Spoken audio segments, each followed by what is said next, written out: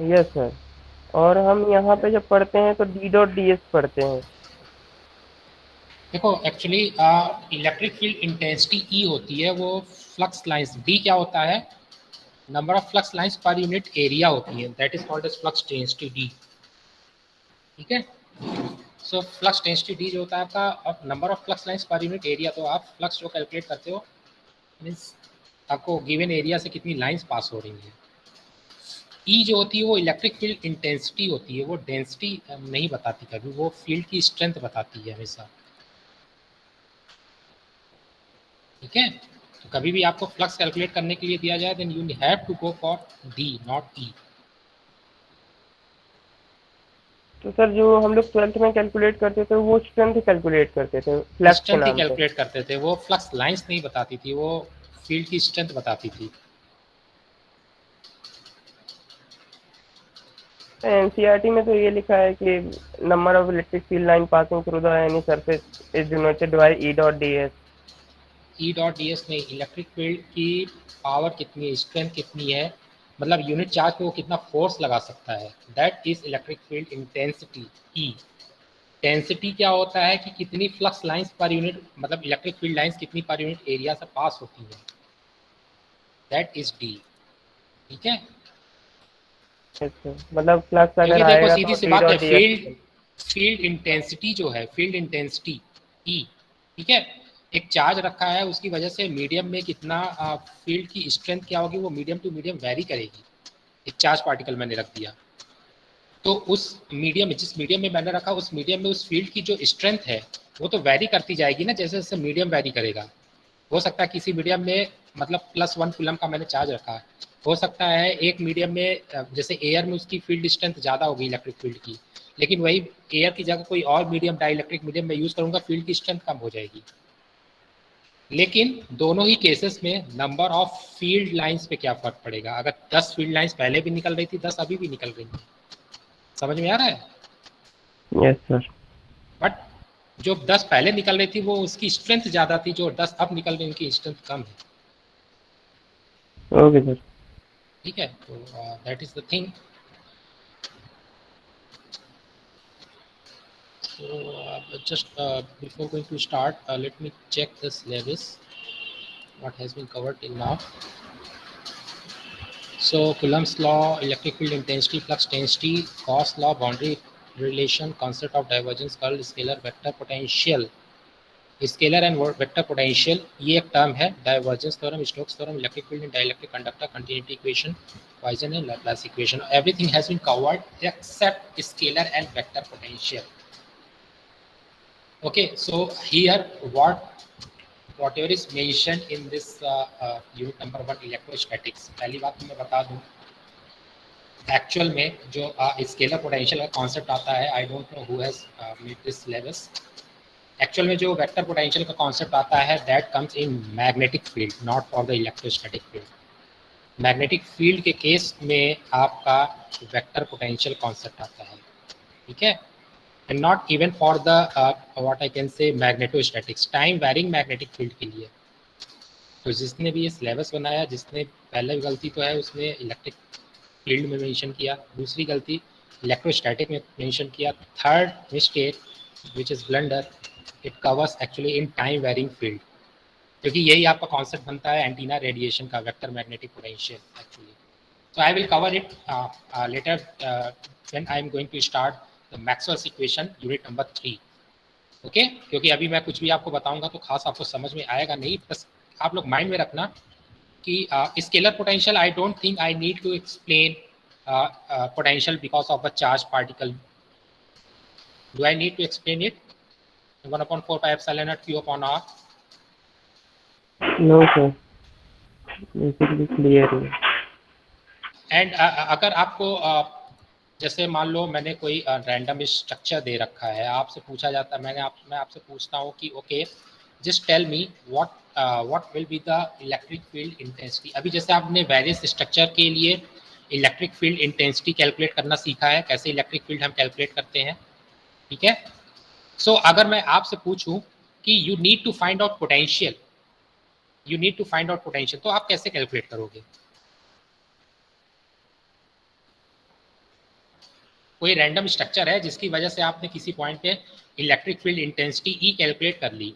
अब मैं आपसे पूछूं कि उसी पॉइंट पे उसी स्ट्रक्चर की वजह से what should be the electric potential V. Sir basically जो आर स्क्वायर में वेरिएशन हो रहा था वही वेरिएशन हमारा सर भी इक्वल टू ईडी होता है। V is equal to ED, but that is valid when the electric field is constant throughout the material. याद करो मैंने कुछ एक रिलेशन बताया था E और V के बीच में, कुछ ग्रेडियंट को लेके बताया था। Yes sir, E equal to minus grad of V, not del dot V, V is a scalar, तो आप V dot V del V gradient of V, मैंने यस ऐसा सर। कुछ बताया था। E is equal to minus del V,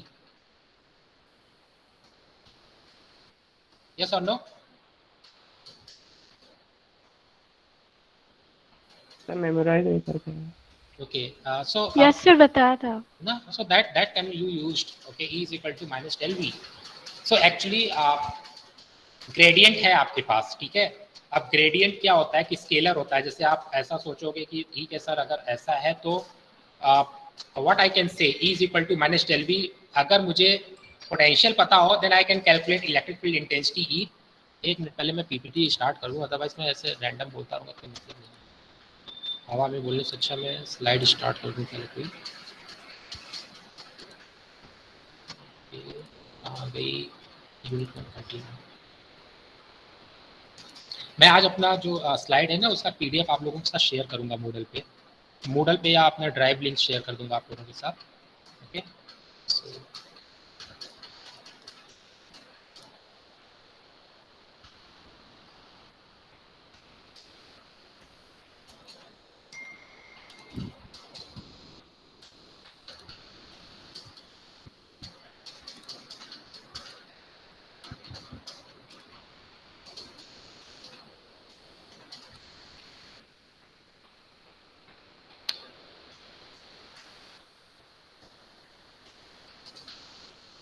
okay, I think slide सभी को visible है ना।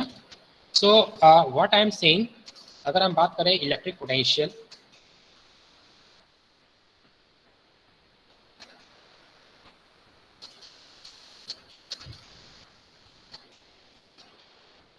electric field E and V. So the relation is electric field intensity E is equal to minus gradient of V, जिसे one dimension के case में, in case of one dimension, you have probably see this E is equal to minus dV by dx। पढ़ा होगा ये चीज आपने, ये at least ये फॉर्मूला आप लोगों ने हो सकता है आपने सेमीकंडक्टर डिवाइस के केस में देखा हो, या जैसे अभी आपने बताया ना V is equal to E into D, V is equal to E into distance D। अगर इलेक्ट्रिक फील्ड E कॉन्स्ट मतलब जो पोटेंशियल है वो x का फंक्शन ना हो, कांस्टेंट हो potential through out, in that case so E is equal to minus dV by ds। At least ये इक्वेशन तो आप लोगों ने सुनी होगी, ठीक है। अच्छा So what I am saying if you know the, okay, as per this formula what I can deduce, I can say two things। अगर हम इस फॉर्मूले को देखें तो यहाँ से हमें दो चीज़ें मिलती हैं। पहली चीज़ मिलती है V is known, then calculate E। Is it very easy? Actually ये पहला जो पॉइंट है वो काफ़ी आसान है। अगर आपको V पता है तो आप सीधे सीधे उसका ग्रेडियंट ले लो, नेगेटिव ग्रेडियंट, वो इलेक्ट्रिक फील्ड इंटेंसिटी हो जाएगी। That is quite easy. But the second one is what E is known to you, how to calculate V। Sir boundary condition चाहिए इसके लिए। Boundary condition then it's also fine, but एक generalise अगर हम potential की बात करें तो पहले आप इसको कैलकुलेट कैसे करोगे। Is it like 3 dimensional differential equation? अगर हम इसको कुछ इस तरह से लिखें, इस पे आपसे डायरेक्ट कोई नहीं पूछने जा रहा है, but let me tell you. Electric field E अगर हम जनरलाइज लिखें, can I write electric field E is equal to EU unit vector AU plus EV unit vector AB plus EW unit vector AW generalise coordinate system है, ऐसे लिख सकते हैं, ठीक है। Yes sir. ओके, और डेल V जो है, डेल V ये some constant K1 K2 K3 depend करेगा आपका कोऑर्डिनेट सिस्टम वाइज। आप फॉर्मूला से देख सकते हो H1 H2 H3 का कॉम्बिनेशन जो होता है, it's something like del V upon del U unit vector AU plus some constant K2 del V upon del V small v समझ लो ये है unit vector AB plus K3 del V upon del W unit vector AW. Fine. So can I equate using these two equations? Can I say EU is nothing but del V upon del U times K1? Yes sir. But it's not like easily you cannot say actually. Fine. यहाँ से जो v है वो u का function निकलेगा, यहाँ से v जो है वो w का फंक्शन निकलेगा, यहाँ से v जो है वो सॉरी यहाँ से v स्मॉल v का फंक्शन और यहाँ से w का फंक्शन, तीनों को जब आप ऐड करोगे तो it will give the complete function. Is it? Yes sir. सोच के बताना। मैं पहले टर्म को इक्वेट करूं और वहां से मैं v को as a function of u बता दूं, दूसरे से v को as a function of w, तीसरे को v से as a function of u v w का इंडिविजुअल फंक्शन मान के सॉल्व करूं, बाद में सम कर दूं, बस it will give the complete solution. सोच के बताइए आप लोग। मेरा क्वेश्चन समझ में आया कि नहीं आप लोगों को? हाँ सर। सर एक बार रिपीट कर दीजिए। मैं कुछ ऐसा बोल रहा हूँ, क्या ये पॉसिबल है कि मैं EU कैलकुलेट करूँ इस तरह से, EV कैलकुलेट करूँ K2 del V upon small del V और EW कैलकुलेट करूँ del V upon del W times K3 और बाद में मैं V इज इक्वल टू यहाँ से लेटर सपोज जो वैल्यू आई वो V1 आता है, यहाँ से V2 आता है, यहाँ से V3 आता है, तो V1 plus V2 plus V3। Is it correct to say? सोच के बताना। हाँ सर, कह तो सकते हैं। डिफरेंशिएशन तो लीनियर ऑपरेटर होता है, ये तो मैं बता देता हूँ, बट क्या मैं ऐसा कर सकता हूँ? सोच के एकदम बताइएगा, जो बेसिक मैथमेटिक्स है।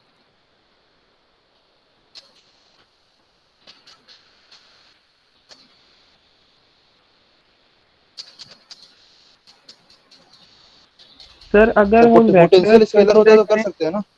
हाँ, पोटेंशियल स्केलर होता है तो उसको इंडिविजुअल ऐड कर सकते हैं। वन बाय वन क्या बोल रहा हो? कोई एक बोलो पहले। सर अगर पहले एक डिसाइड करो कौन बोलेगा। चलो आप कोई भी बोलो पहले एक।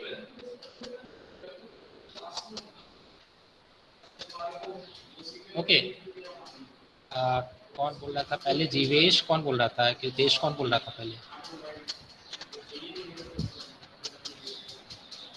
सर अगर जैसे अगर कोऑर्डिनेट एक्सिस कंसीडर किए जाए तो तीनों ऑर्थोगोनल हैं। अगर इलेक्ट्रिक फील्ड के, तो हम ऑर्थोगोनल एक्सिस को एक साथ ऐड नहीं कर सकते, मतलब बेसिकली कि हम x को y को z से ऐसे डायरेक्ट ऐड नहीं कर सकते, बेसिकली हमें वेक्टर एडिशन से जाना पड़ेगा। और कौन बोल रहा था? आई थिंक जीवेश बोल रहे थे।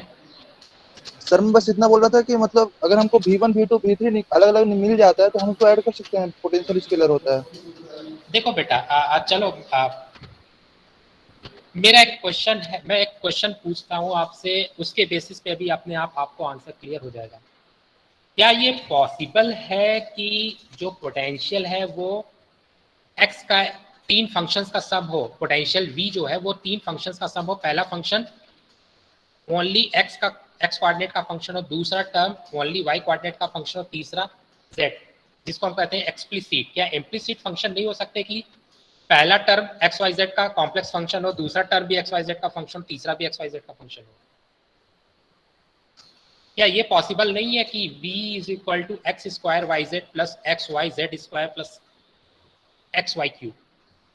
क्या ये हो सकता है? तो क्या वहां पर v1 जो एक्स वाई स्क्वायर जेड, क्या मैं बोल सकता हूँ कि v1 is alone function of x? No sir. लेकिन अगर मैं EU is equal to del v upon del u को सॉल्व करने जाऊं तो व्हाट आई विल गेट?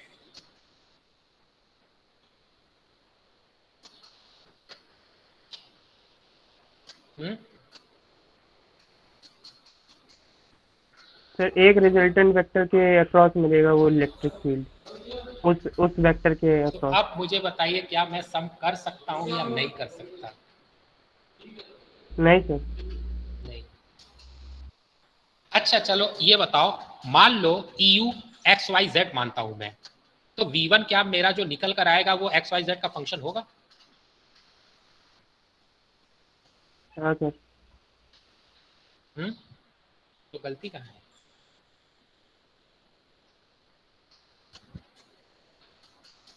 तो बेसिकली अगर देखा जाए तो हम जैसे आप बोल रहे हैं एडअप करने के लिए, तो एडअप हम आई जे के कैप हम उसके अक्रॉस यूनिट वेक्टर लगा के हम एडअप कर सकते हैं। लेकिन अगर स्केलरली जैसे आपने बोला कि V1 V2 V3 एडअप कर दो और फिर बाद में, वो नहीं कर सकते। एक्चुअल में आपको V as a function of XYZ coordinate लेकर चलना पड़ेगा। V as a function of XYZ coordinate लेकर चलना पड़ेगा, फिर आपके पास 3 इक्वेशंस फॉर्म होंगी using EU, using EV, using EW। इसीलिए कोई भी ये अप्रोच लेके नहीं जाता, हमेशा लोग अप्रोच क्या लेकर चलते हैं? First calculate potential, once you have calculated the potential then you can go for the electric field E is equal to minus del V। Back approach से जाओगे तो आपको एज्यूम करना पड़ेगा V is equal to some complex function. क्या function है I don't no, तो मैं सीधे एज्यूम करूंगा V is equal to function f of XYZ, f एक रैंडम फंक्शन, और फिर मैं 3 इक्वेशंस फॉर्म करूंगा और उन्हें सॉल्व करूंगा एलिमिनेशन के लिए। सो दैट इज क्वाइट कॉम्प्लेक्स। उससे ज़्यादा आसान ये है कि आप जहाँ पर डिफरेंशियल एलिमेंट लेते हो ना, कोई सा भी स्ट्रक्चर हो, डजेंट मैटर। पोटेंशियल अगर मैं कैलकुलेट करने के लिए करता हूँ, कैसा भी रैंडम स्ट्रक्चर है, कोई दिक्कत नहीं है। सबसे पहले आप एक स्मॉल पार्टिकल लोगे उस पर, और उसकी वजह से जो आपका ऑब्जर्वेशन पॉइंट है वहाँ पर पोटेंशियल कितना हो जाएगा? 1/4 pi epsilon naught dq upon r square और vector, dq upon r vector. ठीक है, मैं जैसे एक बता देता हूँ, मान लो that you can not write like this, okay? So actually you need to assume, मेरी बात समझ में आई? मैं क्या बोलने की कोशिश कर रहा था सभी को? Yes sir.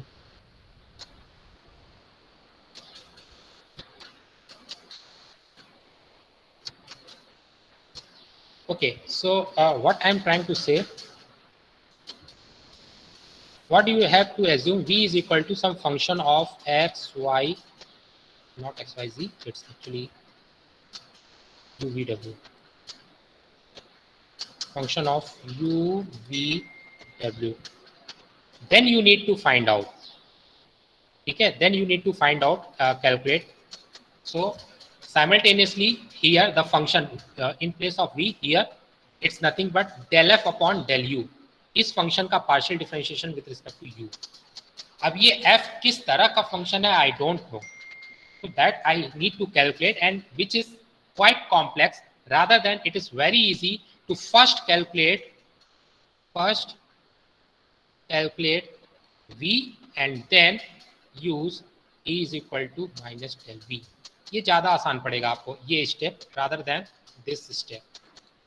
दोनों अप्रोच से आपके आंसर आएंगे, लेकिन इट इज क्वाइट कॉम्प्लेक्स और इसमें आपके एरर की पॉसिबिलिटी काफ़ी हाई होगी रादर देन दिस वन। ठीक है, अब अगर चलो ठीक है, तो हमने अभी तक ये नहीं देखा कि हम पोटेंशियल कैलकुलेट कैसे करें। मान लो कोई एक रैंडम स्ट्रक्चर दे रखा है आपको, मैंने एक रैंडम स्ट्रक्चर दे दिया, ठीक है, ये कोई रैंडम स्ट्रक्चर, मैं पूछता हूँ ये आपका ऑब्जर्वेशन पॉइंट भी है, यहाँ पर व्हाट इज द पोटेंशियल। मैंने यहाँ पर आपको चार्ज डेंसिटी दे रखी है, सपोज सरफेस, ये एक शीट है सपोज, ठीक है, इस शीट की सरफेस चार्ज डेंसिटी ds है। तो मैं क्या कर सकता हूँ, मैं यहाँ पर एक स्मॉल डिफरेंशियल एरिया ds ले लूँगा, तो चार्ज dq कितना हो जाएगा? ρs into ds। अगर यहाँ से जो डिस्टेंस है that is, let us suppose R, what is the potential V is equal to 1/4 pi epsilon medium जो भी है dq upon R, ठीक है, this is the formula. Now what is dq? Dq is nothing but that is the small differential potential dV. dq is nothing but rho s ds. So what the next thing? The next thing you need to just integrate at the both sides. Am I clear or not? Yes sir, double integration करना पड़ेगा. ठीक है. इसी तरह से अगर बेटा आपको वॉल्यूम दिया रहेगा तो आप क्या करोगे, rho dq is equal to rho v dv. समझ में आया? तो अल्टीमेटली स्ट्रक्चर कैसा भी हो उसमें कोई डेंसिटी दी गई होगी, चाहे वॉल्यूम चार्ज डेंसिटी हो, चाहे लाइन चार्ज डेंसिटी हो, चाहे सरफेस चार्ज डेंसिटी हो. स्टार्टिंग क्या है, एक डिफरेंशियल एलिमेंट आप लोगे और वो डिफरेंशियल एलिमेंट आपका चार्ज dq बनाएगा. तो dq is nothing but line charge density होगी तो rho L D L, surface charge density होगी तो रो एस डी एस, और वॉल्यूम चार्ज डेंसिटी होगी तो रो वी डी वी. इस तरह से आप dq लिखोगे. अब वो जो डिफरेंशियल एलिमेंट है that can be treated as a point charge. और what is the potential through a point charge? क्या होता है, 1/4 pi epsilon q upon r. So in place of q you can just put the value of either rho l dl or rho s ds or rho v dv. ठीक है. और r भी except x y z coordinate के terms में आपका जो भी coordinate system होगा. You can just go through the example. अगर नहीं आता है तो जब रिवीजन क्लास में आप उससे पूछ सकते हैं मंडे को, अगर आप शेड्यूल कराना चाहते हैं. तो मैं जो बताने की कोशिश कर रहा हूँ, क्या वो चीज़ आपको क्लियर हुई? What is the approach to calculate the potential V? Yes sir. ठीक है. तो कैसा भी स्ट्रक्चर हो, चाहे वो लीनियर हो, उसमें सरफेस डेंसिटी हो, वॉल्यूम डेंसिटी हो या कॉम्बिनेशन हो, डजंट मैटर. आप सबसे पहले आपका पहला टारगेट होगा एक इनफाइनेटिमली स्मॉल सेक्शन एज्यूम करो, and that section is nothing but treated like a point charge. अब पॉइंट चार्ज की वजह से किसी पॉइंट पे आपको पोटेंशियल निकालना पता है, 1/4 pi epsilon dq upon r. dq की वैल्यू रखो, और ये जो पोटेंशियल है इस डिफरेंशियल एलिमेंट की वजह से है, तो इस वजह से वहाँ जो पोटेंशियल आएगा वो भी डिफरेंशियल होगा. ऐसे सारे जितने भी डिफरेंशियल एलिमेंट है, सारे डिफरेंशियल एलिमेंट का कंट्रीब्यूशन ऐड करते जाओगे, dv1 plus dv2 plus dv3 plus dv4 like that, तो टोटल सब वहाँ पर पोटेंशियल आएगा. तो ये differential some is nothing but integration. सभी को क्लियर हुआ ये चीज? Yes sir. Okay. So this is all about unit 1. Okay. So now I'm going to start unit number 2. So unit number 2, before going to start, let me check what are the contents of unit number 2. पहला है Lorentz force, and then we will go through the magnetic field intensity. Okay. यहाँ पर भी दो terms आएंगे आपके. क्या दो टर्म्स होंगे? Let me end this slide and let me start another side for unit number 2. तो आज हम ट्राई करेंगे इस चीज़ को कवर करने की कि what is the Lorentz force and what is the magnetic flux density, what is the magnetic flux intensity. हमने इलेक्ट्रिक फील्ड में दो चीज़ें देखी थी, एक इंटेंसिटी देखी थी और एक क्या देखी थी, डेंसिटी. यस और नो? Yes sir. तो जब हमने दो वहाँ पर देखा था तो डेफिनेटली मैग्नेटिक फील्ड के केस में भी ऐसा ही होना चाहिए. दो टर्म्स हमें मिलने चाहिए. मिलेगा? एक Yes, इंटेंसिटी का और एक डेंसिटी का मिलना चाहिए. अच्छा, मैं एक चीज़ और पूछता हूँ आपसे कि जब हम लिखते हैं मैग्नेटिक, जब हम बात करते हैं इस इंटेंसिटी की, तो इंटेंसिटी क्या बताता है हमें? Strength. इस स्ट्रेंथ. और डेंसिटी क्या बताता है? एक पर्टिकुलर एरिया पे जो कांस्टेंट स्ट्रेंथ हो वो. डेंसिटी मतलब किसी चीज़ का किस एक्चुअली मैं भी उतना स्पेसिफिक नहीं बता पा रहा हूँ. एक्यूमुलेशन कैसा है, मतलब किसी चीज़ पे. जैसे मैं फ्लक्स डेंसिटी की, एक्चुअली मैं अगर स्ट्रेट फॉरवर्ड बात करूँ फ्लक्स डेंसिटी की, तो ये सीधे से बता रहा है कि पर यूनिट एरिया से कितनी फ्लक्स बाहर निकल रही है. तो जैसे ही इलेक्ट्रिक फील्ड लाइंस होती है वैसे भी तो मैग्नेटिक फील्ड लाइंस भी तो होंगी.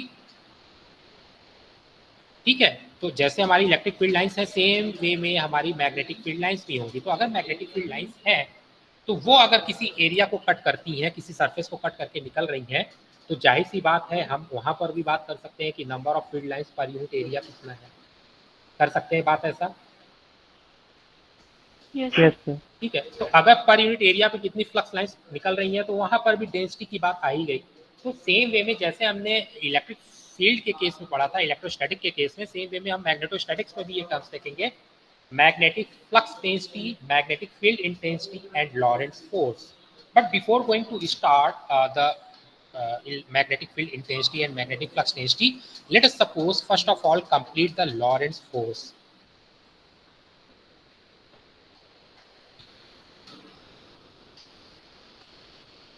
किसी को आइडिया है लॉरेंस फोर्स का? एनीवन पढ़ा होगा कभी भी? सर चार्ज पहले मुझे ये, पार्टिकल पे कितना हाँ, जो इलेक्ट्रिक और मैग्नेटिक फील्ड में मूव कर रहा है उस पे कितना फोर्स लगेगा? Okay, very good, that means it is actually moving in electromagnetic field. यही बताना चाह रहे हो अमृता आप? Yes sir. Okay, so can I ask, actually this topic belongs to unit number 2? No sir. No sir. What is the title of unit number 2? Magnetostatics. So why I'm going to deal with electrostatic in this unit, but it's, I don't know. Just let's try to complete the topic rather than, okay? So सबसे पहली चीज, Lorentz force क्या होता है जब किसी electromagnetic field में, अब देखो मैं बात कर रहा हूँ इलेक्ट्रोमैग्नेटिक फील्ड की, तो इसका मतलब क्या है कि मैं ये नहीं कहना चाह रहा हूँ कि जो इलेक्ट्रोमैग्नेटिक फील्ड है that is time varying, I am not saying like this.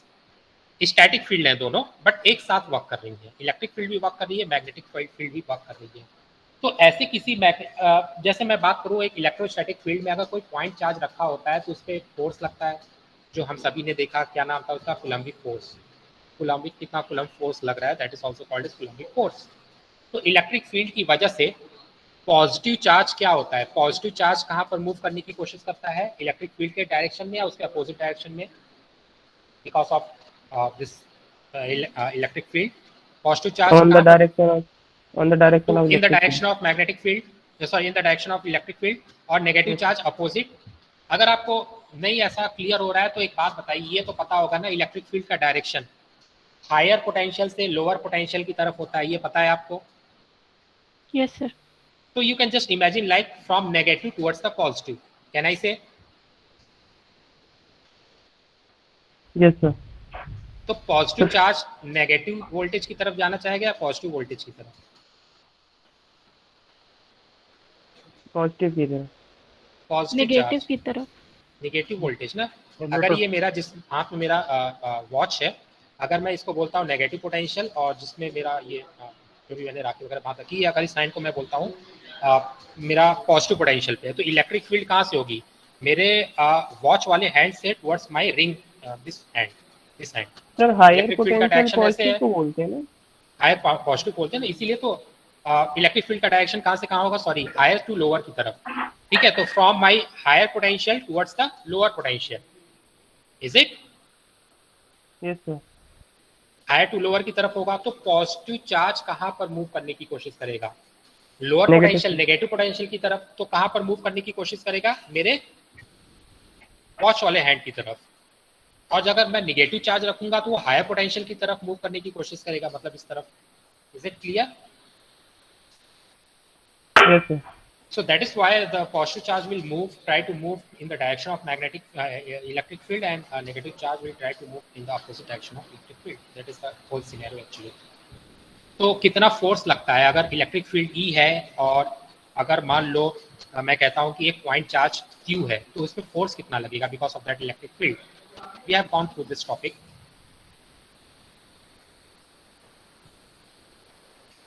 Anyone?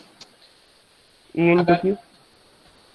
Electric field E है, एक पॉइंट चार्ज Q है, तो what is the force, electric force, या which can say coulombic force? Can I say this is nothing but Q into electric field E? Sir slide share नहीं है। Okay, sorry.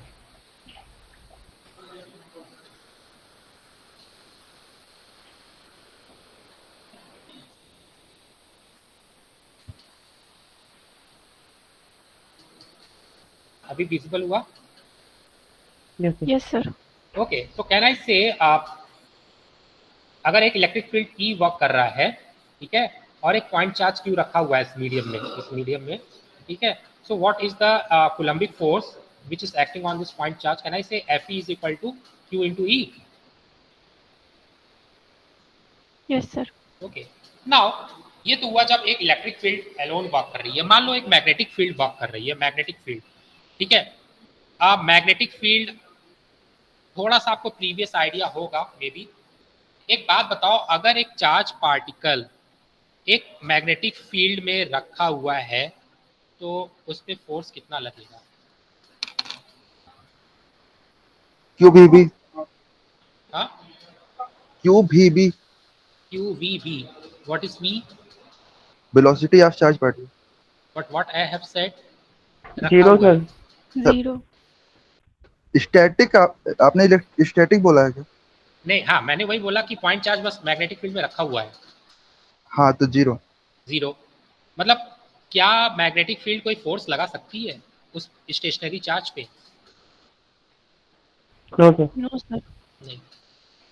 Can anyone tell why that is going to happen? Okay, formula आप QVB, V is equal to 0, force is equal to 0, but let us try to think.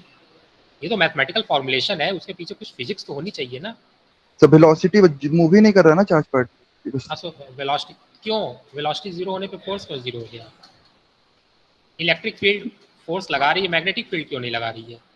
अगर sir velocity zero है तो magnetic field को force लगाने के लिए उसी के नेचर का कोई चीज चाहिए, या तो वो पोलैरिटी बनाए अपने से, तभी वो क्योंकि नॉर्थ को रिपल करेगा, साउथ को रिपल करेगा। मैग्नेटिक फील्ड भी नॉर्थ पोल साउथ पोल बनाती है, और जब चार्ज मूव करता है बेसिकली सर तो इलेक्ट्रिक फील्ड में, तब सर मतलब कैसे समझाऊं सर, मतलब एक टाइप की फील्ड मतलब पोल जनरेट होते हैं।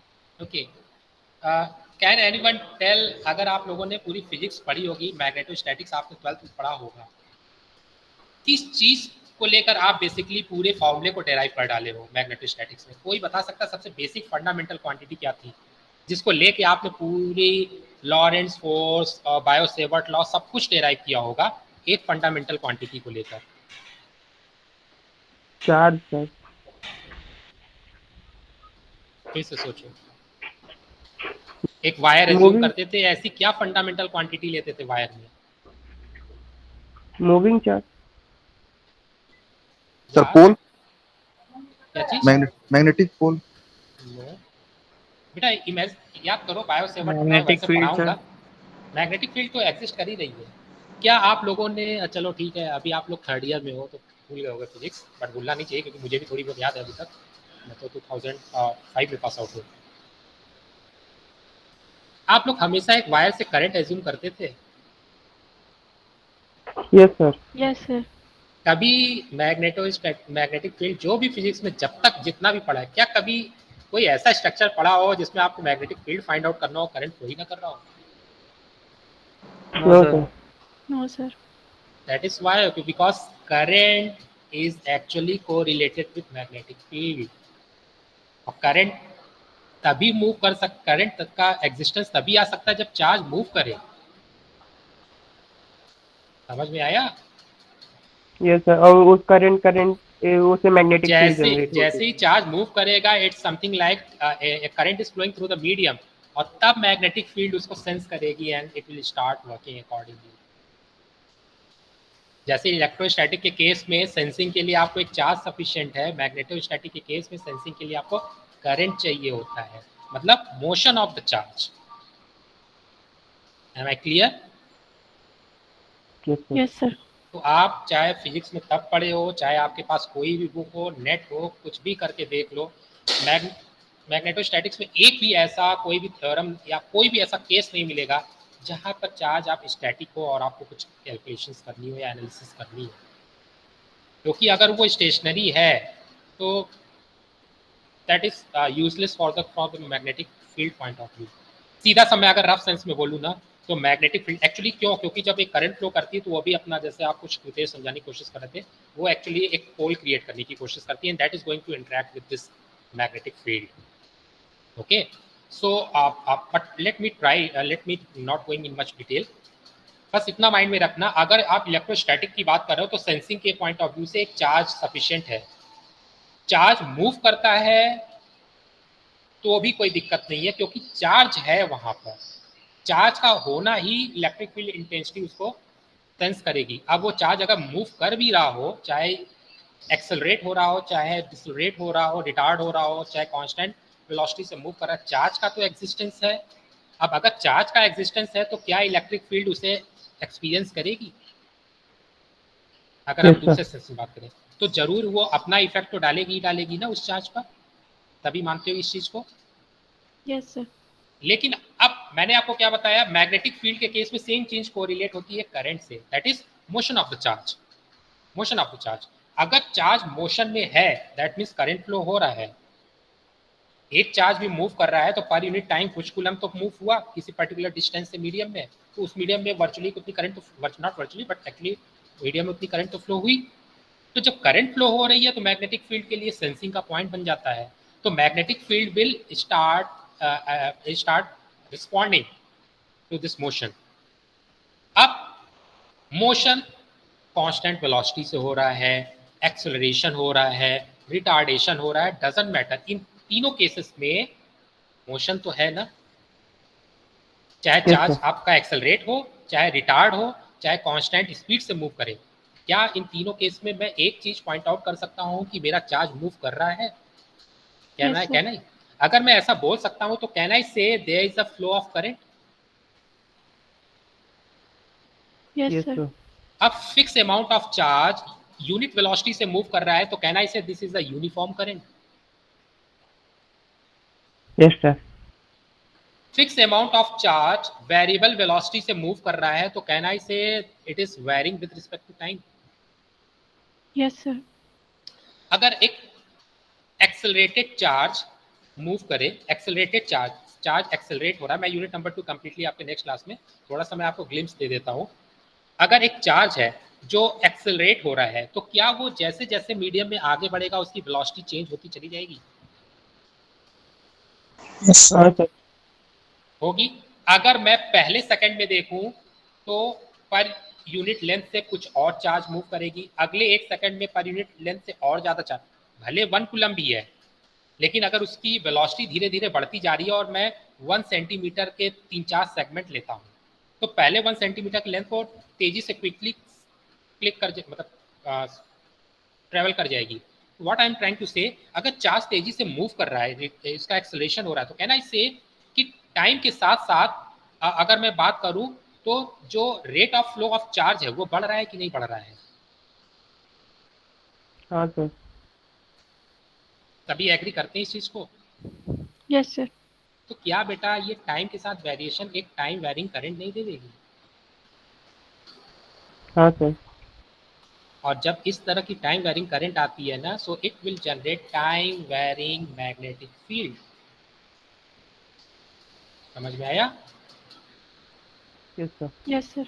And that time varying magnetic field, अच्छा वही चार्ज मोशन है, मैंने पहले ही बताया, वही चार्ज क्या है आपके, मैं तो इसको एक बहुत रफ सेंस में समझा रहा हूँ, एक्चुअली एग्जैक्ट इतना भी ट्रू नहीं है, बट मैं आपको थोड़ा सा आइडिया देने की कोशिश कर रहा हूँ। एक चार्ज मैंने बोला, ऐसे तो बहुत सारे चार्ज होते हैं, ठीक है। अच्छा, इलेक्ट्रिक फील्ड के लिए भी वही है चार्ज, ठीक है, इलेक्ट्रिक फील्ड के लिए भी। तो क्या इलेक्ट्रिक फील्ड भी एक वेरिएबल अमाउंट ऑफ चार्ज से इंटरेक्ट करेगा? Yes sir. तो क्या बेटा टाइम के साथ उस पर भी वेरिएशन होगा? हाँ सर। या वो भी इलेक्ट्रिक फील्ड छोड़ो, आप सब छोड़ दो, ये आप मान लिए कि टाइम के साथ जो करंट फ्लो कर रही है वो वेरी कर जाएगी, ये मान गए आप? अगर वेलोसिटी में वेरिएशन हो रहा है, प्लीज सभी रिप्लाई करने की यस कोशिश सर। कीजिए अगर सबको समझ में आ रहा हो तो ये चीज, क्या ऐसा होगा टाइम के साथ चेंजेस आएंगे करंट में? Yes sir. अगर करंट में, तो इसका मतलब टाइम वेरिंग करंट है, तो जो मैग्नेटिक फील्ड प्रोड्यूस होगी वो भी टाइम वेरिंग होगी। Yes sir. अच्छा, नंबर ऑफ किसी पर्टिकुलर, अगर चार्ज तेजी से मूव कर रहे हैं तो किसी पर्टिकुलर टाइम इंस्टेंट पे किसी पर्टिकुलर लोकेशन पे, जैसे 3-4 लोकेशन मूव है, तो उन 3-4 लोकेशन पे चार्ज का वेरिएशन अलग अलग होगा कि नहीं होगा? कहीं किसी टाइम पे देखोगे चार्ज ज़्यादा मिलेंगे, किसी टाइम पे कम मिलेंगे किसी लोकेशन पे, इज इट? हाँ सर। तो क्या उसकी वजह से जो इलेक्ट्रिक फील्ड प्रोड्यूस होती है 1/, सिंपल अगर मैं एक की बात करूँ तो चार्ज डिपेंडेंट जो फील्ड प्रोड्यूस होती है इलेक्ट्रिक फील्ड, क्या वो भी वैरी करेगी टाइम के साथ? बिल्कुल सर। Yes sir. तो ये जो मतलब मोशन में जो मैंने चेंजेस लाए एक चार्ज के, उस खाली एक चार्ज के मोशन में चेंजेस ला देने से क्या हुआ, एक टाइम वेरिंग फील्ड प्रोड्यूस हुई, मैग्नेटिक फील्ड भी और इलेक्ट्रिक फील्ड भी। Yes sir. बेटा बाकी लोगों को भी समझ में आ रहा है? क्योंकि 2 ही लोग यस सर बोल रहे, बाकी तो एकदम साइलेंट है। हाँ सर। आ रहा सर, आ रहा। तो एक Yes, बात sir, बताओ बेटा, मैंने क्या किया, मोशन को पर्टर किया, पर्टर मतलब रिटार्ड भी कर सकता हूँ, एक्सेलरेट भी कर सकता हूँ, rather than allowing to charge कि वो कांस्टेंट स्पीड से मूव करे, मैंने उनमें वेरिएशन, उनकी वेलोसिटी में वेरिएशन लाया, उनकी स्पीड में वेरिएशन लाया, जिसकी वजह से मुझे एक टाइम वेरिंग फील्ड मिला, और मैग्नेटिक फील्ड, और एक टाइम वेरिंग इलेक्ट्रिक फील्ड मिला, और दोनों का सोर्स ऑफ ओरिजिन एक ही है, that is motion of the charge, and that is nothing but called as time varying electromagnetic field। ठीक है, ये वही फील्ड है जो आपके एंटीना से रेडिएट होती है। Yes sir. ठीक है, और ये टाइम वेरिंग मैग्नेटिक फील्ड क्यों, इसीलिए हम एक, जब भी आप अभी तो नहीं, कभी आप एंटीना जो भी आपको पढ़ाएगा मे बी वो आपको बताए, एंटीना स्ट्रक्चर लगाएगा नीचे एसी करंट सोर्स, क्यों, क्योंकि हम टाइम वेरिंग करंट देंगे, मतलब हम पहले से ही सोर्स पे बता रहे हैं कि मेरा जो चार्ज है वो टाइम के साथ ऑसिलेट करेगा, साइनसॉइडल हो, ट्रायंगुलर हो, जैसे भी हो, वो टाइम के साथ उसका मोशन वेरी करता रहेगा। तो ये वेरिएबल जो मोशन होगा इस स्ट्रक्चर में, that will generate an electric field और मैग्नेटिक फील्ड। और फिर वो आगे आता है कि इम्पिडेंस मैचिंग करने के लिए कैसे हम फ्री स्पेस को एंटीना से मैच कराएं, इंटरफेसिंग कराएं कि रेडिएशन हो सके प्रॉपर मैक्सिमम, दैट इज जो भी आपको पढ़ाएगा मैं भी बताया आपको। सो that is the idea behind charge. तो अब हम किस चीज़ पे आ रहे हैं, यूनिट नंबर 1 पे हमने अभी तक क्या देखा, इलेक्ट्रोस्टैटिक। इलेक्ट्रोस्टैटिक मतलब इलेक्ट्रिक फील्ड टाइम के साथ वेरी नहीं करनी चाहिए। तो एक बात बताओ, अगर मैं बोलता हूँ इलेक्ट्रिक फील्ड टाइम के साथ वेरी नहीं करनी चाहिए, तो चार्ज क्या मोशन में होना चाहिए? No sir. नहीं होना चाहिए। सभी को क्लियर हो गया?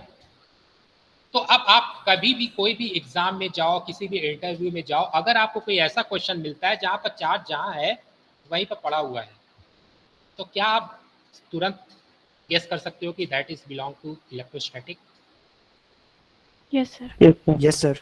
ठीक है, अगर आप किसी ऐसे इंटरव्यू में जाते हो जहाँ पर किसी ने आपको कुछ ऐसा कोई वीडियो दिखाया या कोई प्रॉब्लम दिया या कुछ भी ऐसा दिया जिसमें आप ये ऑब्जर्व कर पा रहे हो कि चार्ज जो है वो कांस्टेंट वेलोसिटी से मूव कर रहा है, तो can you guess that it may be linked with the magnetostatic as well as electrostatic? क्योंकि चार्ज का एग्जिस्टेंस है तो इलेक्ट्रोस्टैटिक की पॉसिबिलिटी तो रहेगी, लेकिन चार्ज एक यूनिफॉर्म स्पीड से मूव कर रहा है तो मैग्नेटोस्टैटिक तो पिक्चर में आना ही आना है। Can you guess it?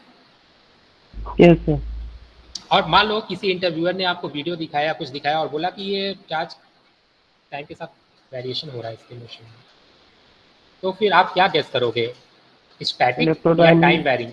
Static या टाइम वेरिंग, क्या गेस करोगे आप आंसर? अगर मैं इंटरव्यूअर हूँ आपसे पूछूं what is the nature of time varying, तो आई थिंक आप लोगों को अब क्लियर हो गया ये चीज़ की, जो मैं अभी तक इलेक्ट्रोस्टैटिक बोल रहा हूँ, फिर मैग्नेटोस्टैटिक बोलूँगा, फिर मैक्सवेल इक्वेशन आऊँगा, फिर टाइम वेरिंग फील्ड पे आऊँगा। तो ये जो टाइटल है, ये जो टर्म्स हैं, वो कैसे रिलेट हुए हैं एक्चुअली, ये सभी को क्लियर हुआ? Yes sir. अच्छा, तो मैं अगर लॉरेंट्ज फोर्स की बात करता हूँ तो Lorentz force F is equal to q into E, मतलब अगर मैंने इलेक्ट्रिक फील्ड में एक पॉइंट चार्ज को रखा तो उस पर फोर्स लगना शुरू हो जाएगा। क्यों? क्योंकि इलेक्ट्रिक फील्ड को सेंस करने, इलेक्ट्रिक फील्ड को लेना देना किससे, चार्ज से, चाहे चार्ज स्टेशनरी हो चाहे वो कैसे भी मूव करे, चार्ज है तो फोर्स तो इलेक्ट्रिक फील्ड का लगेगा ही लगेगा, and that is coulombic force F is equal to q into E. लेकिन दूसरी साइड, जैसे ही मैंने एक स्टैटिक मैग्नेटिक फील्ड में, याद रखना स्टैटिक मैग्नेटिक फील्ड में जैसे ही मैंने पॉइंट चार्ज को रखा, तो जैसे आप सभी ने बताया and that is impressive answer कि मोशन नहीं होगा, कोई फोर्स ही नहीं लगेगा। एक स्टेशनरी ऑब्जेक्ट है उसमें कोई फोर्स नहीं लगेगा, तो what is the motion? There is no motion. आप एक बात बताओ, अगर मैं उस चार्ज पार्टिकल को थोड़ा सा पुश कर दूं, can it will start motion? Yes sir, curly nature आएगा सर, कर्व में घूमेगा, कर्व आएगा, ठीक है। अब एक बात बताओ, अगर क्योंकि मैं इसलिए आप लोगों से पूछा हूँ क्योंकि ये चीज़ें आपने पढ़ी हैं बेसिक। तो एक बात बताइए, फॉर्मूला जैसे आप लोगों ने बताया मैं फिर से लिख देता हूँ। मैग्नेटिक फील्ड की वजह से जो फोर्स लगता है Fm, that is Q times vector V cross vector V, cross product होता है QVV। ये तब फॉर्मूला होगा जब V और V एक दूसरे के परपेंडिकुलर हो। मतलब मोशन जो है चार्ज पार्टिकल का इनिशियल मोशन जो है वो magnetic field, magnetic flux density, याद रखना B is flux density not the magnetic field intensity, that is magnetic flux density, keep in mind. So what I'm trying to say, I'm saying that what I have told you the formula Fm is equal to Q times vector V cross vector B। तो अगर मैं पूछूं कि charge पे जो force लग रहा है Fm, उसका डायरेक्शन क्या होगा, can I say the direction is perpendicular to both V and B? Yes yes sir. एक वेक्टर V है और एक रैंडम वेक्टर B है, तो इनका जो क्रॉस प्रोडक्ट होगा, अगर आप V क्रॉस B करोगे, थंब, अगर आपको प्रॉब्लम मेरा हाथ दिख रहा होगा, मैं अपनी इस फिंगर को वेक्टर V की तरफ रखूंगा और मेरा वेक्टर, आप ऐसे देखो प्रॉब्लली, ये जो मेरे फिंगर्स है ना वो वेलोसिटी की डायरेक्शन बता रही है और ये जो पेन है वो B मैग्नेटिक फ्लक्स डेंसिटी की बात बता रहा है। तो मुझे V क्रॉस B, पहले वेलोसिटी V है उसका cross product flux density B से है, तो V क्रॉस B, तो मैं अपने वेलोसिटी जो फिंगर्स हैं उनको वेलोसिटी के अलॉन्ग रखूंगा और फिंगर्स को रोटेट करूंगा towards the next term vector B, that is magnetic flux density. तो जो थंब का डायरेक्शन आएगा ना, that is nothing but what I can say the direction of magnetic force. Can I say? Yes sir. Okay, so this is the magnetic force. Now, so can I say Fm I can write is actually direction, अगर हम direction wise बात करें, पूरा statement नहीं लिख रहे हैं, perpendicular to direction of each vector B as well as vector P। ये तो हो गया। इसका मतलब अगर मैं बोलूं वेलोसिटी इधर है, P इधर वर्क कर रहा है, तो फोर्स कैसे लगेगा? अगर आप ध्यान से देखोगे V क्रॉस B, तो फोर्स कैन आई से आउटवर्ड टू द स्क्रीन लगेगा? Yes sir. Yes yes sir. अच्छा, आउटवर्ड टू द स्क्रीन लगेगा, तो इसका मतलब अब इलेक्ट्रॉन इधर मूव करना चाह रहा है, लेकिन इधर मूव करते करते उस, जैसे ऐसा समझ लो कि स्क्रीन पे एक कोई कुछ ही समझ लो, जैसे स्क्रीन पे ऐसे मूव कर रहा है, जैसे जैसे वो मूव कर रहा है मैं उसको ऊपर की तरफ उठाता जाऊं, तो कैसा मोशन होगा? सर्कुलर। पैराबोलिक। Parabolic, circular. अच्छा एक बात बताइए, what is the tendency of this force? पूरा अगर मैं देखूं, जैसे जैसे वो आगे बढ़ेगा, ये फोर्स उसको मूव कराती जाएगी, आगे बढ़ेगा, can it will complete a circle? Yes sir. क्योंकि इसको उठाता जा रहा है, जैसे ही ये उठेगा तो वेलोसिटी की डायरेक्शन इधर होगी, ये होगी, तो फोर्स भी तो अपना डायरेक्शन, तो फोर्स का जो डायरेक्शन है कहीं ना कहीं वो एक पर्टिकुलर सेंटर की तरफ मूव करेगा। Try to imagine it. Sir velocity helical बनेगा सर। सर्कुलर होगा कि नहीं होगा? देखो जैसे ये है, स्क्रीन पे सीधे जाना है, अगर मैं इसको उठाऊंगा तो वेलोसिटी की डायरेक्शन बदलेगी। सर शेप हेलिकल होता चला जाएगा सर। हेलिकल अभी नहीं होगा, अभी हेलिकल नहीं हो सकता। क्यों? सर वो एक्सेलरेटेड मोशन पे होगा। अभी सर्कुलर मोशन होगा, हेलिकल नहीं, क्योंकि स्टार्टिंग वेलोसिटी वर्क कर रही है जो। ट्राई टू इमेजिन, चलो मैं एक बात आपको ट्राई करके दिखाता हूँ। सर आगे भी बढ़ रहा है ना, तो सर डिस्टेंस भी आगे बढ़ रहा है, just try to let me, कोशिश करता हूँ मैं एग्जांपल देने की। सर जब एक्सेलरेट होगा तभी हेलिकल बनेगा, क्योंकि एक्सेलरेट होगा वेलोसिटी। चलो मान लो मैग्नेटिक फील्ड इधर है, आई थिंक सो, और okay, this is the outward magnetic field है, वेलोसिटी इधर है। अब मुझे बताइए फोर्स किधर लगेगा? V क्रॉस B, नीचे की तरफ फोर्स लगेगा। राइट हैंड थंब रूल लगाइए, B आउटवर्ड है और वेलोसिटी इधर है, तो V क्रॉस B आउटवर्ड लगेगा। Yes sir. Right hand rule use करके देखिए, सभी एग्री करते हैं आउटवर्ड लगेगा? Yes sir. सर तो बी बेटा इनटू द प्लेन है। बी जो है ना वो मेरे लैपटॉप की स्क्रीन से मेरी तरफ है, बाहर की तरफ, वेक्टर बी। देखो अगर मैं सर। ऐसे बनाता हूँ ना तो इसको बोलते हैं पेपर प्लेन से बाहर की तरफ, अगर क्रॉस लगा दूं तो पेपर प्लेन से अंदर की तरफ। जो एरो नहीं पुराने जमाने में दिखाते हैं, जैसे देखा होगा महाभारत रामायण में तीर, अगर वो जो तीर होता है, एरो जो होता है उसका आगे पॉइंटेड होता है, अगर वो आपकी तरफ आ रही है तो आपको उसका पॉइंट दिखेगा, और वो अगर बैक साइड जा रही, आपसे दूर जा रही है तो आपको उसका पीछे जो बैलेंस करने के लिए नहीं लगे होते थे पंख, तो उसको क्रॉस दिखेगा आपको। कैन देखा होगा? Yes sir. तो that is the notation. Circle के अंदर डॉट बना दिया मतलब एरो आपकी तरफ आ रहा है, सर्कल पे क्रॉस बना दिया मतलब एरो आपसे दूर जा रहा है। ठीक है? So yes sir. उसी को बुक्स में लिखते हैं in perpendicular to the paper plane, inward और आउटवर्ड, जैसा भी मेंशन करें, डिपेंड करता है ऑथर पे। तो मुझे ये बताइए कि क्या मैं ऐसा बोल सकता हूँ कि जो फोर्स लगेगा वो नीचे की तरफ लगेगा? Yes sir. अब अगर नीचे की तरफ लगेगा तो क्या ये इसको मूव कराने की कोशिश करेगा? Yes sir. अगर यहाँ पर मूव कराने की कोशिश करता है देन टेल मी, अभी भी वेक्टर भी परपेंडिकुलर है, ठीक है? बी का डायरेक्शन इधर होने की कोशिश, क्योंकि चार्ज तो ऐसे मूव टेंजेंशियली मूव करने की कोशिश कर रहा है। What should be the force? Sir as a centrifugal force work कर रहा है। Just like centripetal force, can I say? Yes sir. सभी एग्री करते हो? I think Jeevesh yes sir, agree. Clear हुआ?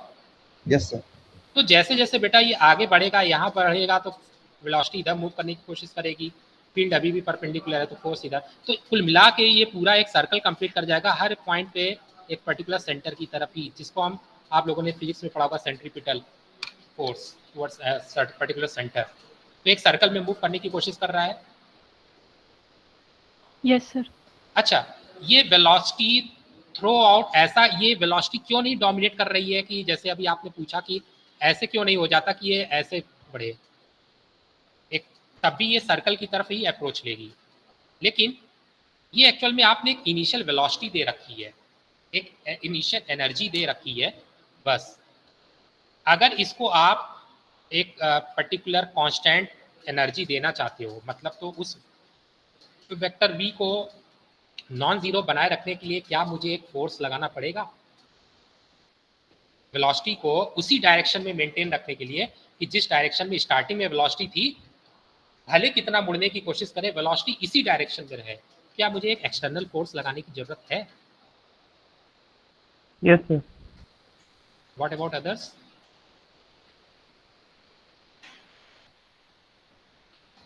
मेरा क्वेश्चन क्लियर हुआ कि नहीं? मैं चाहता हूं कि मेरा भले ये यहां आ जाए, मेरी वेलोसिटी इसी तरफ रहे, तो क्या मुझे कुछ एक्सटर्नल फोर्स लगाना पड़ेगा? Yes sir. Yes sir. अच्छा, अभी तक यूनिट नंबर 1 और 2 से पढ़ा है तो आपने ये चीज देखा, अगर क्या होता अगर मैं यहाँ पर एक एक्सटर्नल इलेक्ट्रिक फील्ड लगा देता, तो चार्ज चाहे यहाँ पर रहे, अगर मैं रेड कलर से दिखा देता हूँ, फील्ड ऐसे है, तो चार्ज चाहे यहाँ पर रहे, चाहे यहाँ पर रहे, चाहे यहाँ पर रहे, उसमें हमेशा एक फील्ड, एक फोर्स, इलेक्ट्रिक फोर्स इस तरफ लगता रहेगा। यस हाँ सर। सर। तो वो कभी अपना सर्कुलर मोशन कंप्लीट कर ही नहीं पाएगा। जस्ट लाइक ऐसा होगा, जैसे ही वो सर्कल करके वापस अपनी तरफ मुड़ने की कोशिश करेगा, तब से इलेक्ट्रिक फील्ड उसको आगे खींच देगी। It's like helical motion.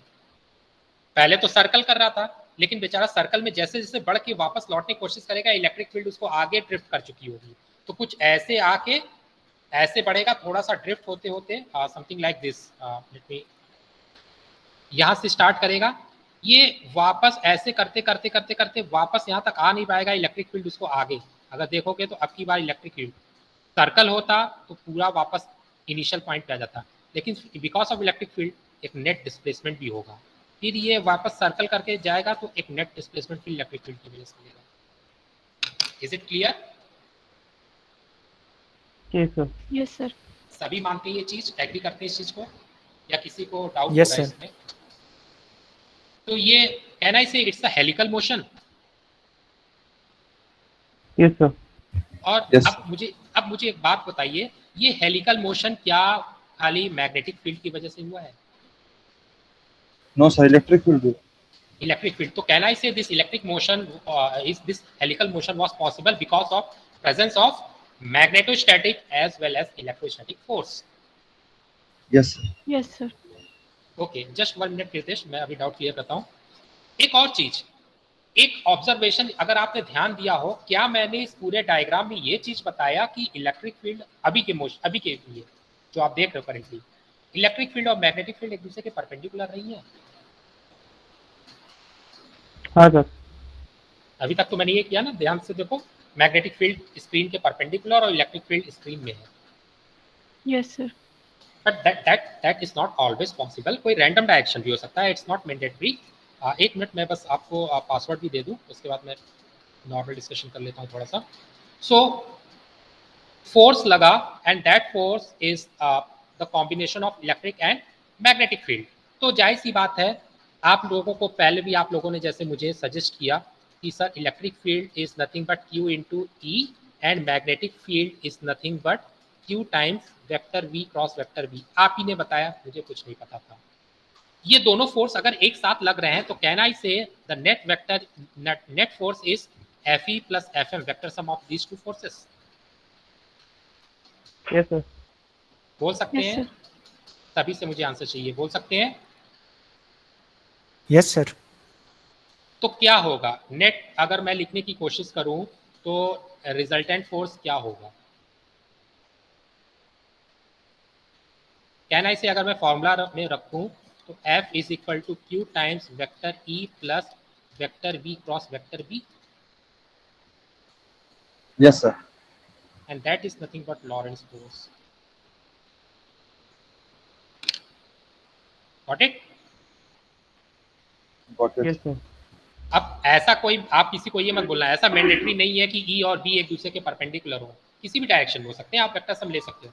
For the ease of assumption मैंने परपेंडिकुलर दिखाया, आप कोई सा भी डायरेक्शन ले सकते हो. अब ऐसा भी क्वेश्चन हो सकता है कि सर ठीक है हमने ये देख तो लिया, but what is the application of this Lorentz force? कुछ एप्लीकेशन भी तो होना चाहिए, एवरी पढ़ रहे हैं हम. तो अभी आपको मैं अगर बताता हूँ तो maybe it's not right now maybe clear to you, but जब आप माइक्रोवेव थ्योरी पढ़ोगे तो वहाँ पर आपको एक आएंगे क्लिस्ट्रॉन. मे बी सुना हो, शायद सुना है किसी ने? No sir. ठीक है, अगर नहीं सुना है तो कोई नहीं, माइक्रोवेव पावर जनरेशन में यूज होते हैं क्लिस्ट्रॉन या मैग्नेट्रॉन, ये सारी चीज़ें. वहाँ पर आपको ये चीज़ तब पता समझ में आएगी कि what is the use of Lawrence force. वहाँ पर हम भी सर इसी का एग्जांपल है. हाँ, तो यहाँ पर हम क्या करते हैं, मैग्नेटिक फील्ड को बूस्ट अप करने का काम करते हैं. ठीक है, इलेक्ट्रॉन को इतनी ज़्यादा एनर्जी दे देंगे लॉरेंस फोर्स की मदद से, और वापस से इलेक्ट्रॉन से वही एनर्जी, मतलब इलेक्ट्रिक फील्ड के थ्रू हम उसको एनर्जी दे के एकदम एक्साइट कर देंगे और ट्रेवल करेगा, और ट्रेवल करते करते इलेक्ट्रॉन अपनी एनर्जी मैग्नेटिक फील्ड को देता जाएगा, और इस तरह से मैग्नेटिक फील्ड बूस्ट अप होती है. That you will see in microwave theory. Okay, so that is what I am trying to give you the example of this Lorentz force. वहाँ पर आप ये पढ़ोगे. मैंने चैट बॉक्स में पासवर्ड डाल दिया है, आप अटेंडेंस मार्क कर लो. हाँ कृतेश, आप रेस कर रहे थे ना हैंड, बताइए. सर अगर हमारी वेलोसिटी एक्सेलरेटेड मैनर पे रहे तो फिर क्या होगा? अगर वेलोसिटी एक्सेलरेटेड मैनर में है then what I can say, force तो अभी भी लॉरेंस फोर्स लगेगा, but here the electric field E and the magnetic flux density B, they will be no longer static, they will be time varying, और जो force होगा वो itself time के साथ वेरी करता जाएगा. Yes sir. तो उसमें हम प्रिडिक्ट नहीं कर सकते? नहीं, प्रेडिक्ट नहीं कर सकते. अब मैं आपको बता देता हूँ, जैसे चार्ज क्या कर रहा है, एक्सेलरेट कर रहा है. एक्चुअली चार्ज अगर एक्सेलरेट करता जा रहा है तो क्या होगा, अगर चार्ज एक्सेलरेट करता जा रहा है तो चार्ज इटसेल्फ अपना एक मैग्नेटिक फील्ड प्रोड्यूस करने की कोशिश करेगा बिकॉज ऑफ द करंट. ठीक है, समझ में आया? जिस स्ट्रक्चर से पास होगा उस स्ट्रक्चर में करंट क्या होगा, फ्लो करने की, करंट फ्लो होगी, and because of that current एक counter magnetic field, time varying magnetic field और इलेक्ट्रिक फील्ड जनरेट होगी. But it may be possible that they will be very weak, they will be very weak. अगर हम यहाँ पर Lawrence force में देखें तो पॉसिबिलिटी है कि time varying magnetic field counter effect करे, बट हम स्टैटिक पार्ट पे फोकस कर रहे हैं तो हम इतना डीप में नहीं जाते. क्योंकि हम स्टैटिक पार्ट पे फोकस कर रहे हैं। क्यों? एक बात बताओ, भले वो हेलिकल मोशन में मूव कर रहा हो, क्या F is equal to q into E, ये एक फोर्स लग रहा है इलेक्ट्रॉन में? Yes sir. Yes sir. अगर किसी मूविंग चार्ज, किसी भी मूविंग ऑब्जेक्ट पे फोर्स लग रहा हो, तो क्या उस पे एक्सेलरेशन होगा उसमें? Yes sir. Then it's okay, time varying तो होना है, but we are dealing with, as the name suggest, static, तो हम स्टैटिक काउंटर पार्ट को चेक करने कितना है, ठीक है? Yes sir. ओके, सो उतना डीप में मत जाना, nobody is going to ask you about that part, but that is also possible if you think. अभी मैंने जितनी भी आपको राम कहानी सुनाई है, अगर आप उसमें पूरा देखोगे तो it is possible, but nobody is going to ask you about these things. अगर लॉरेंस फोर्स कोई पूछता है, आप इतना बताओगे, दैट्स फाइन, ठीक है? अगर आप उतना भी बताते हो जो एडिशनल चीज़ें हैं, सो मे बी ही और शी में एज्यूम दैट आप ज़्यादा सोचते हो, सो ओके, क्योंकि टेक्स्ट बुक में आपको इतना ही मिलेगा, fine. So just mark your attendance, and अगर आपको जैसे एक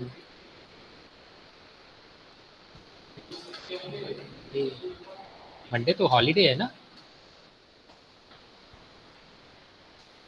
या तो मंडे तो एडिशनल क्लास नहीं रख पाएंगे, and Tuesday I will be on leave, okay? So उसके बाद आप कभी भी रखवा लेना अपना, ठीक है, एडिशनल क्लास उस कमिंग वीक में, ओके? Okay sir. सर एक चीज और पूछनी थी। हाँ पूछो। सर ये हेलिकल और स्पाइरल ये सब टर्म इंटरचेंजेबल है क्या? कि स्पाइरल मोशन भी वही होता है जो स्प्रिंग लाइक मोशन होता है, that is also helical motion, okay sir. ठीक है? वो स्प्रिंग देखते हो ना, स्प्रिंग में क्या कभी एक सर्कल कंप्लीट होता है? नहीं ना। No sir. स्प्रिंग को थोड़ा स्ट्रेच करके देखो, that is spiral we can say, और हेलिकल मोशन, ओके? साइक्लोट्रॉन भी मे बी आप लोगों को मतलब इलेक्ट्रॉनिक्स 1 में कभी मिलमन हेल्कियास आपको सजेस्ट की गई है? सर साइक्लोट्रॉन पढ़ा है हम लोगों ने, साइक्लोट्रॉन उसमें बताया गया होगा आप लोगों को मोशन, यस सर। 12th में ही पढ़ा है sir. so that you will see, okay? So you can use both the terms, actually अगर इमेजिनेशन करना हो तो एक स्प्रिंग लो, उसको स्ट्रेच कर लो और उसको देखते जाओ, that is the thing. Lateral motion because of electric field, circular motion because of the magnetic field. तो इलेक्ट्रिक फील्ड, उस मैग्नेटिक फील्ड की वजह से वो सर्कल में जाना चाहेगा, लेकिन इलेक्ट्रिक फील्ड उसको खींच देगी, तो कभी वो अपनी स्टार्टिंग पॉइंट पे कभी आ ही नहीं पाएगा, यस सर। Got it? हाँ sir. Okay, now you all may leave. अगर किसी को कोई Thank you, डाउट sir. है then you can ask, otherwise so end करे session. Thank you sir. Okay, welcome बेटा। Thank you sir. Okay, welcome बेटा।